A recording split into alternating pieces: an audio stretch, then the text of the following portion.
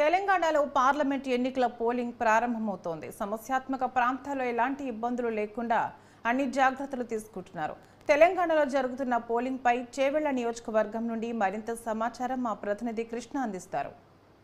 తెలంగాణ రాష్ట్రంలో ఈ లోక్సభ ఎన్నికల వ్యవహారానికి సంబంధించి ఓటింగ్ ప్రక్రియ కొద్ది నిమిషాల కిందనే ప్రారంభమైంది. ఉదయం 7 గంటల ప్రాంతం నుంచే తమ ఓటు హక్కు వినియోగించుకోవాలని చాలామంది ఓటర్లు కూడా ఆసక్తి చూపడం, అలాగే ఎక్కడైతే అంటే వేసవికాలం కావడంతో ఎండల తీవ్రత అధికంగా పెట్టుకొని ఈసారి ఎన్నికల వ్యవహారానికి సంబంధించి అధికారులు అన్ని ఏర్పాట్లు చేయడమే కాకుండా ఓటింగ్ టైమింగ్ను కూడా పెంచడం కూడా జరిగింది. సాయంత్రం 5 గంటల వరకు ఉండాల్సిన ఈ పోలింగ్ వ్యవహారం అనేది ఈసారి 6 గంటల వరకు, అంటే 6 గంటల వరకు కూడా ఎన్నికల వ్యవహారానికి సంబంధించి అధికారులు అన్ని ఏర్పాట్లు కూడా చేశారు. ఇక ఓటింగ్ వ్యవహారానికి సంబంధించి ఎక్కడా కూడా ఎలాంటి గొడవలు జరగకుండా కట్టుదిట్ట బందోబస్తు ఏర్పాటు చేశామని ఇప్పటికే డీజీపీ రవిగుప్తా కూడా తెలిపారు. తెలంగాణ రాష్ట్ర వ్యాప్తంలో ఉన్న అత్యంత సమస్యాత్మక సున్నిత ప్రాంతాల వ్యవహారానికి సంబంధించి ఏదైతే వాటన్నిటిపైన ప్రత్యేక నిఘా పెట్టడమే కాకుండా మావోయిస్టు ప్రభావిత ప్రాంతాల్లో కూడా ప్రత్యేక పికెటింగ్లు ఏర్పాటు చేశాం. మొత్తం 1,15,000 మంది పోలీసులను ఈసారి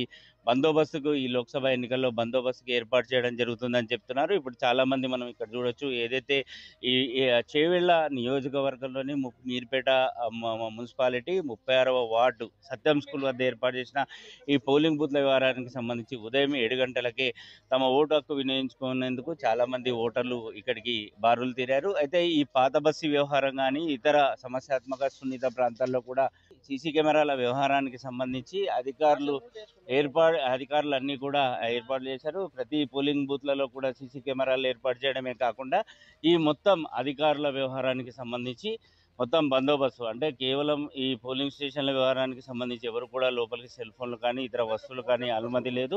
అంతేకాకుండా పోలింగ్ వ్యవహారంలో వచ్చే ప్రతి వ్యక్తి కూడా ఓటర్ కార్డు, దానికి సంబంధించిన స్లిప్పులు ఉన్న వారిని మాత్రమే లోపలికి అనుమతించాలని చెప్పేసి అధికారులు చెప్తున్నారు. ప్రతి వ్యక్తిని క్షుణ్ణంగా పరిశీలించిన తర్వాతే లోపలికి అధికారులు పంపించడం కూడా జరుగుతుంది. సో ఏదేమైనప్పటికీ కొద్ది నిమిషాల కిందటే ఏదైతే ఓటింగ్ అనేది తెలంగాణ రాష్ట్రంలో ఓటింగ్ ప్రక్రియ అనేది మొదలైంది. Vote studio.